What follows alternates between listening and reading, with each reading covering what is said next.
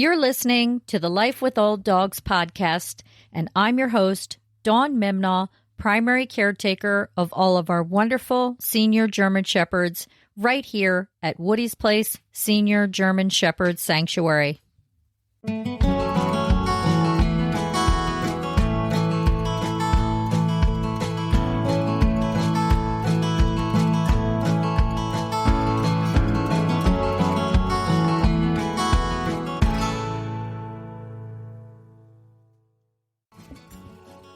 Hey there, folks. This week's episode is being sponsored by The Shepherd Shop. The Shepherd Shop sells German Shepherd and dog-related merchandise, as well as our one-of-a-kind Woody's Place merchandise, with proceeds supporting Woody's Place Senior German Shepherd Sanctuary. So to check out The Shepherd Shop and support the sanctuary, head on over to www.wpsgss.org/Shepherd Shop. That's SHEPHERDSHOPPE.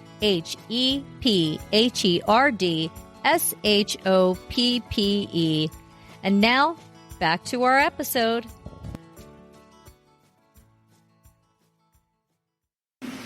Okay, hey there, folks. Welcome back to the Life with Old Dogs podcast.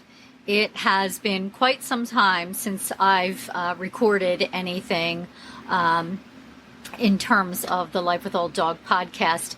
And that is something I'm going to touch base on about today. And then I'm going to give an update as to what's going on here at the sanctuary. So this is the last episode for season 9. It was a very short season. It was a very disrupted season. Things did not go at all as planned. Hence, let's say I think we produced maybe 4 or 5 episodes this season. But I'm going to explain what happened. So I've talked about this before in previous episodes, maybe Facebook videos, YouTube videos, whatever. Life happens. Life happens, and the sanctuary is paramount to me. Helping homeless older German Shepherds find their forever home here at the sanctuary is paramount to me. But one thing supersedes that. A couple things supersede that. One is my family. Family first. And they are family.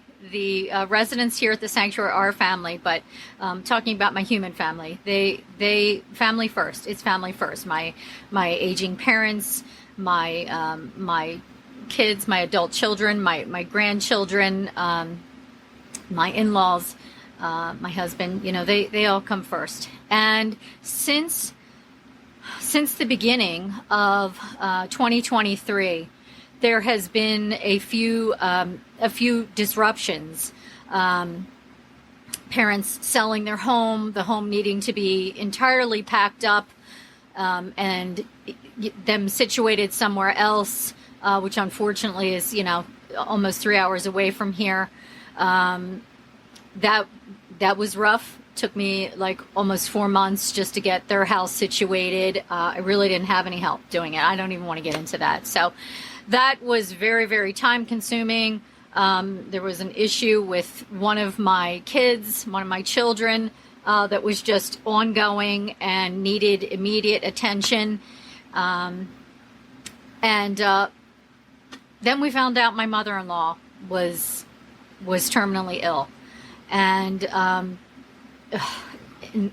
everybody's like 2.5, 3 hours away. So a lot of driving back and forth to different locations, like 3 different locations. So it was just a lot. The sanctuary is already enough on my plate for me. In addition to that, I run the Shepherd Shop. I run Life with Old Dogs Media. I have another job. I'm a notary signing agent. And I am a part-time college student trying to finish up a graduate degree. So that in and of itself is enough. And then throw in there, having to be more hands-on with elderly parents that are hours away is a lot. And then, like I said, another factor with one of my children, and then my mother-in-law. So as you can imagine, things like this just got pushed on the back burner. It just kept getting pushed back. I mean, there were some times over the last month and a half, I didn't even have time to get a shower. Like all of a sudden it'd be like 3 days later and I would just be like, oh my God, I haven't even gotten into the shower. I need to get a shower. So it has been extraordinarily stressful for me personally for the last year and a half. Unfortunately, my mother-in-law did pass away. We actually just had her funeral on my birthday, June 14th. So, not a good day. It just wasn't a good day. And things have resolved with my adult child. So that is all situated now. But I am still focusing on my elderly parents who just need extra care at this point. And again, they chose to live closer to a major city to be near doctors, and here we are. So anyway, that's life, folks. That is life right there.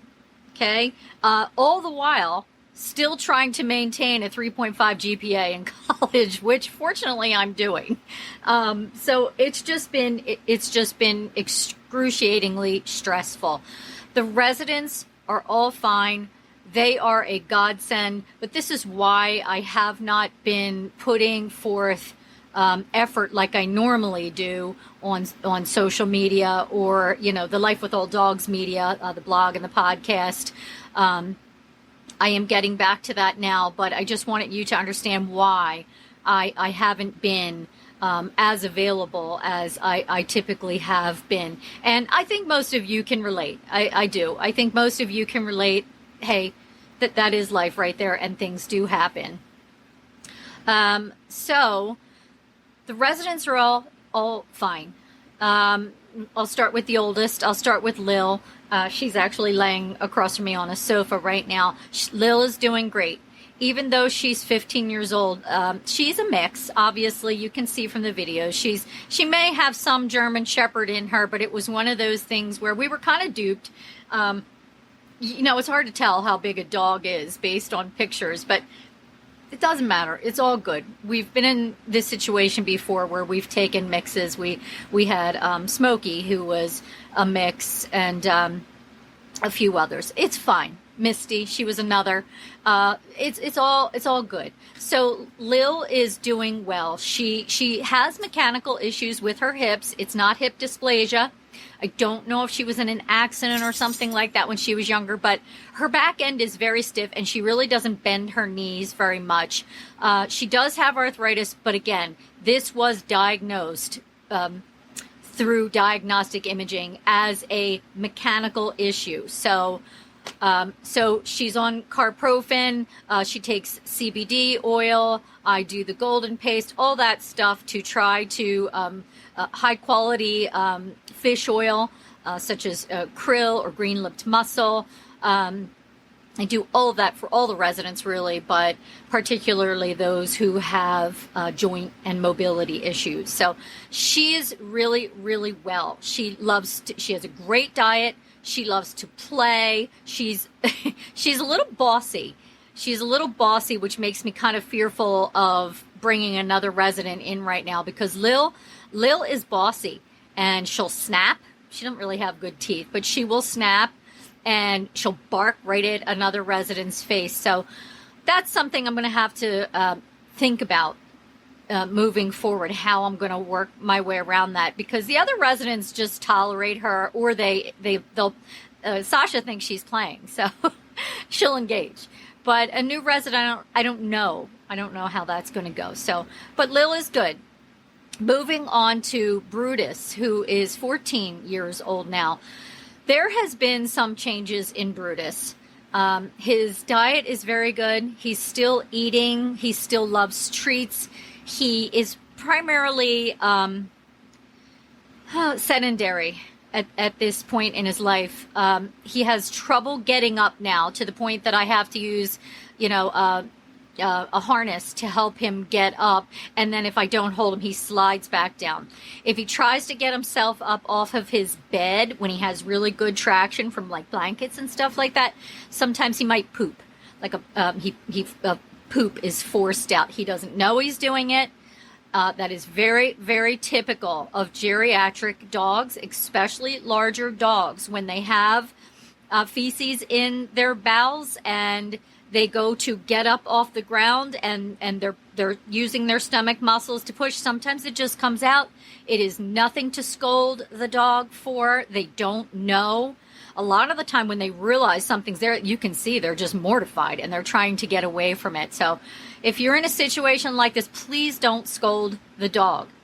Okay, they do not know, they can't control it. It's just as simple as getting a paper towel if it's solid and picking it up and dispensing of it, or if you need to, actually using a cleaning solution to clean it. That's Brutus. He will come out for walks with us sometimes.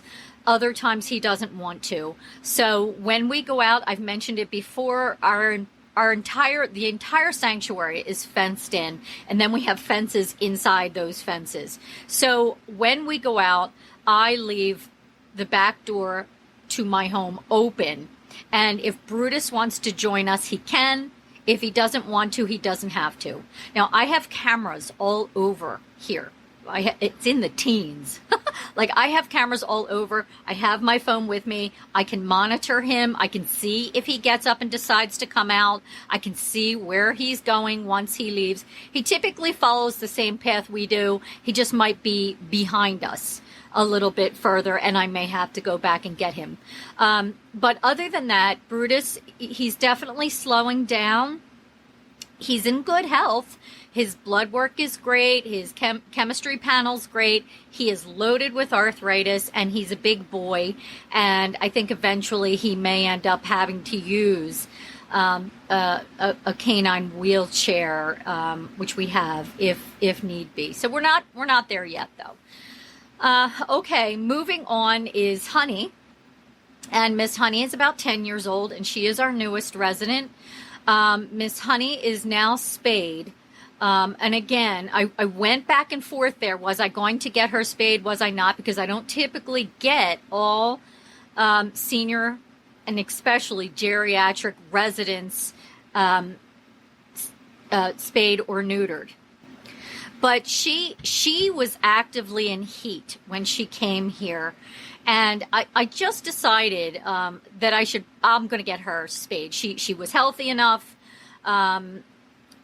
And it was a good thing that I did, because she was loaded with ovarian cysts, which, if you're not a female and you've never had them, they are very, very painful, which makes perfect sense for her, because she didn't want to walk.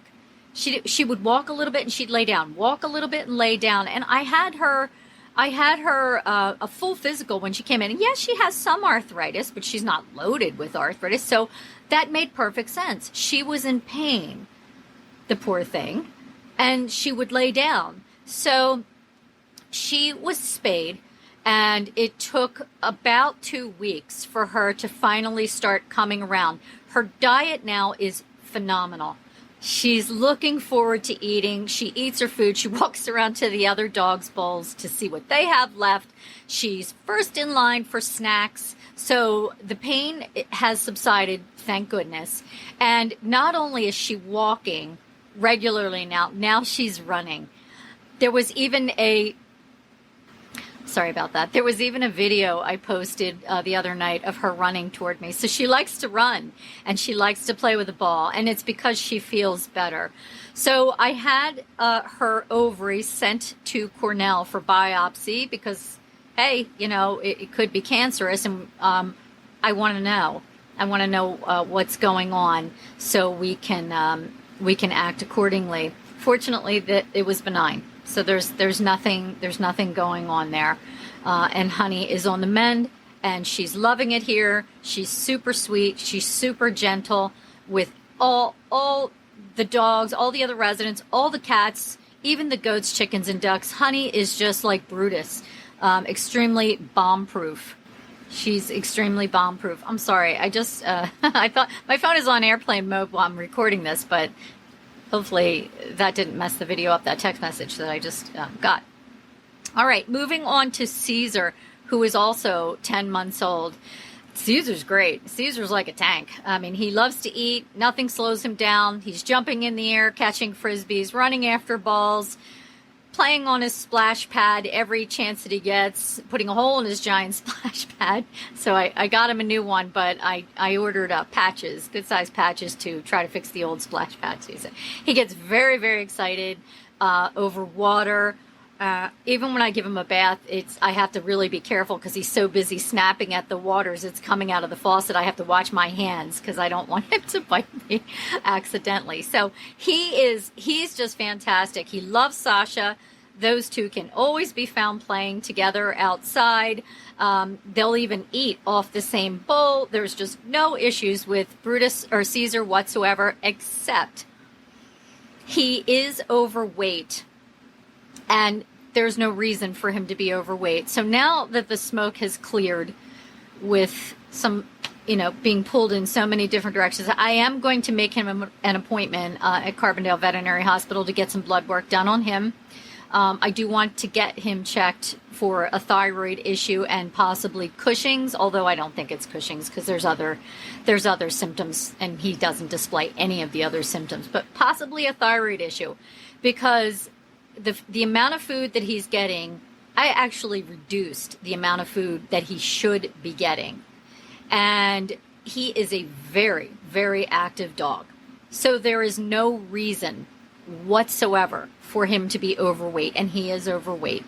So I'm thinking in my mind it's a thyroid issue and I need to get that addressed. But there are other things with thyroid issues too, like the coat. His coat is beautiful. Absolutely beautiful, except for he does have marks on the front of his legs, and it's not allergies. You can see it in videos. They're dark patches that his hair doesn't grow because apparently he was a chewer at some point, and the reason that he chews, and I've noticed it, is when he is stressed. It's not allergies, it is stress, and then all of a sudden he starts nibbling on the front of his legs, and I just have to remind him, I go, stop that, and he stops immediately. And then I try to give him something like a lick mat with maybe some canned dog food on it or pumpkin or a little bit of peanut butter or whatever to get him to stop focusing on his front paws, chewing on not his paws, his front legs. Other than that, he is absolutely amazing. And then Sasha is our personal dog, but I am going to lump her in here too. So she's doing fantastic. She's almost perfect at recall now, which is great.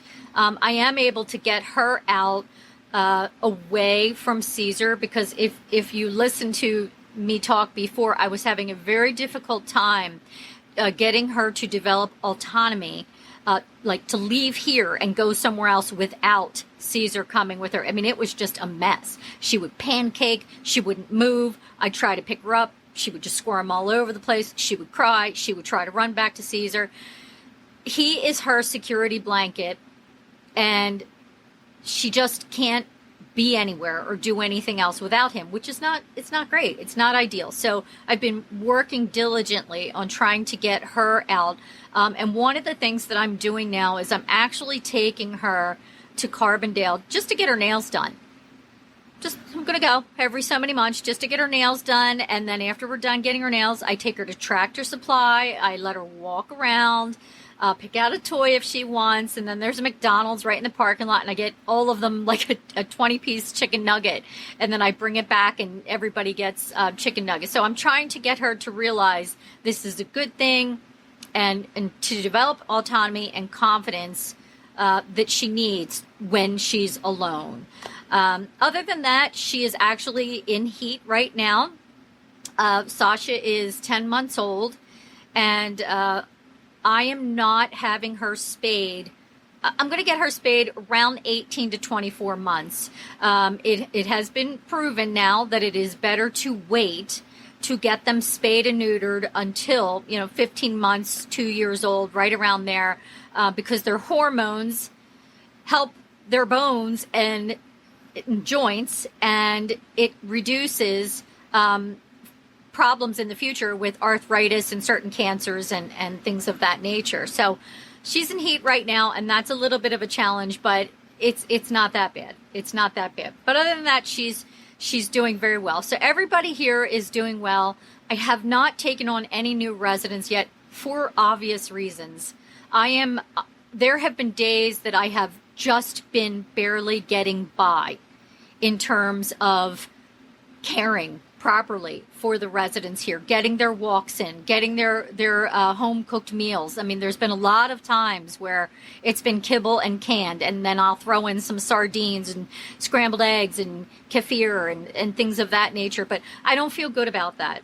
I don't feel good about that at all. So there are so many dogs in need right now, including older homeless German Shepherds. But I am a firm believer in knowing my limits and not taking on more than I can. And because life has thrown so much at me lately, I have not taken any new dogs.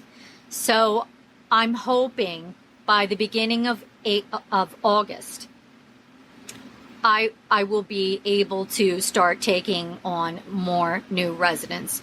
I have so much catch up to do now from being away from the Shepherd Shop and the Life with All Dogs media and things here at my own house. It's just been a mess. Fundraising has been non-existent. I need volunteers. I haven't even had time. I just haven't even had time to look. And I'm sure, knowing you folks like I do, I know you can understand. I know you can understand. And I appreciate that. I really do. But I absolutely plan on getting back to helping more and sharing more about what's been going on here at the sanctuary. So with all that, I wanted to talk about, and I've talked about this before, and I wrote a blog about it, about caregiver stress and caregiver burnout. I'm there, folks. I am 100% there. I am so there. A lot of the days I just walk around crying. I am just so there. So after the passing of my mother-in-law and the funeral, this week I've been trying to do my best. We've had some issues with plumbing in our basement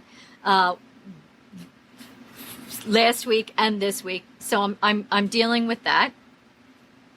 And I've had a little bit of trouble with some equipment in the Shepherd Shop. That is getting handled. But primarily, I'm just trying to focus a little bit more on myself at this point. Actually getting a shower every day, or at least every other day. Taking the time to brush my hair. Eating better. Sitting down to eat my breakfast and not shoving something in my mouth and running out the door. I'm trying to focus a little bit more on me and filling my cup at this point before I can, get back to, like I said, taking on more residents. I'm spending more time again outside with the residents. We have a heat wave going on right now, so we're going out first thing in the morning and later in the evening.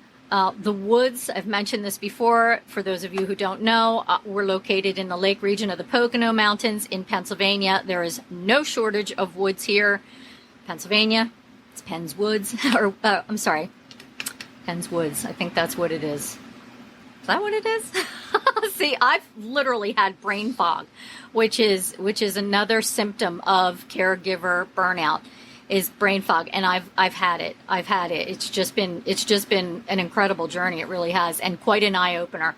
But I've been spending a lot of time with the residents in the woods.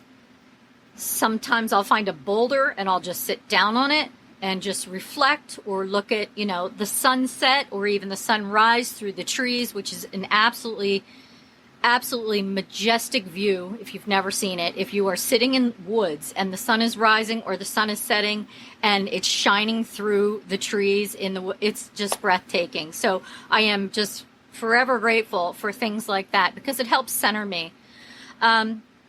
I've mentioned before numerous times, I've not hit it, that I am a neurodivergent. I do have ADHD, and I get dysregulated easily. So for me, to be able to kind of withdraw and sit in the woods and be with the dogs centers me.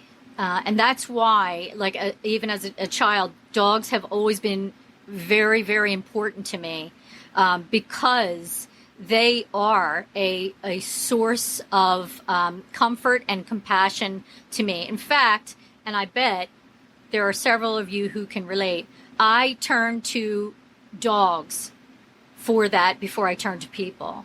And that's just me. That's just me. But I have a feeling some of you probably do the same thing. I love people. There's nothing wrong with people. I'm very close to the people in my circle. But for me, it has always been dogs, particularly German Shepherds, who, for whatever the reason, center me and bring me back to like a homeostasis type situation. So that's really what I've been doing. And I'm going to post something in the link below about the blog and that I wrote about caregiver burnout and stress, and some information about that, because if you don't take care of yourself, you just can't help others. You can't. Now, I've learned that. And unfortunately, I was just thrusted into it again for the last year and a half.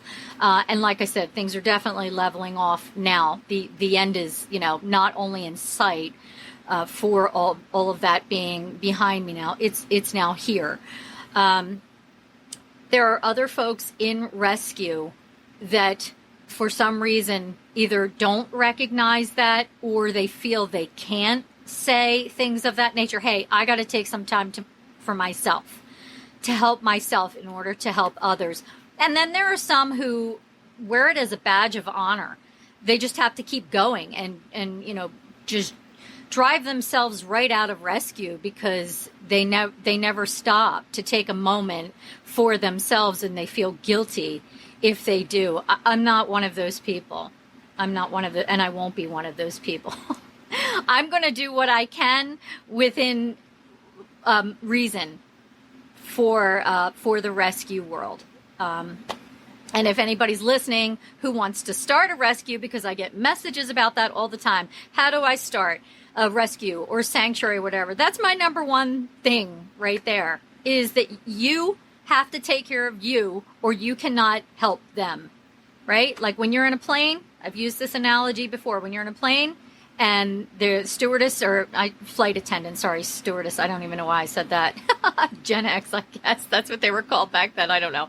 But flight attendant, when they're gone through their little spiel in the beginning before you take off, or as you're taking off, and they say, if the oxygen masks come down, that you are to put yours on first before you help the person next to you. Because if you don't put yours on, you can't help the person next to you. It's the same way. It's the same way in the helping profession and in life in general. I'm not saying you have to be selfish or self-centered, but you have to take care of yourself before you can take care of others. And that has been very, very hard to do this last year and a half for me. And I know there are those of you out there in the same situation, really. And I would implore you, whatever it is that helps you reach homeostasis again, whether it's sitting in the woods with your dogs and watching the sunset or sunrise through the trees, do whatever it takes in a healthy way to bring yourself back to that point. So, folks, again, this is another short one. I apologize. I just felt like I had to explain to all of you fine folks what has been going on in my world, and to just let you know I didn't ask for all these things that were happening. And God bless my mother-in-law. She was such a supporter of the sanctuary, and such a beautiful person. I had the pleasure of having her in my life for 34 years. And there are those out there who have their mother-in-law stories to tell. And mine was just an absolutely beautiful person inside and out. And she changed my life forever for the better. So I hope she is here, and I hope she is checks in on us here at the sanctuary every once in a while and sends us a little message that she is here, and she is still supporting us. And I know she is.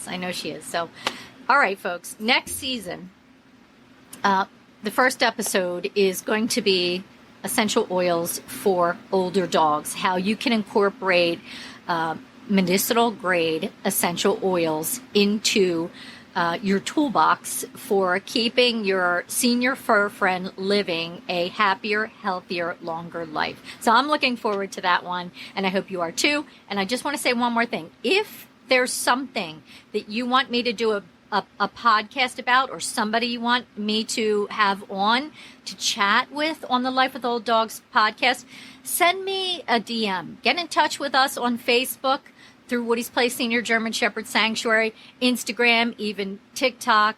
You can always contact us at wpsgss.org, the contact form there, or even Gmail, wpsgss@gmail.com, and just tell us who you would like to have on. And the individual who helps me with the podcast, she'll start researching it, and we'll have that person on or cover that topic. So I would love to hear your thoughts on that. And that's about it. Okay? So until next time, be well. Oh, I'm sorry. One more thing. We are taking a little bit of break over the summer. I think we're going to be back again in mid-August. All right, folks. Thank you.